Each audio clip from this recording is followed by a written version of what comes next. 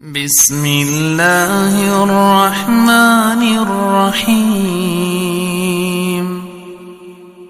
والشمس وضحاها والقمر إذا تلاها والنهار إذا جلاها والليل إذا يغشاها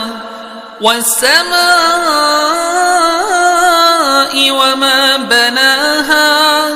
والأرض وما طحاها ونفس وما سواها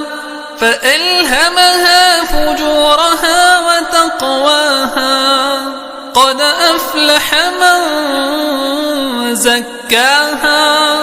وقد خاب من دساها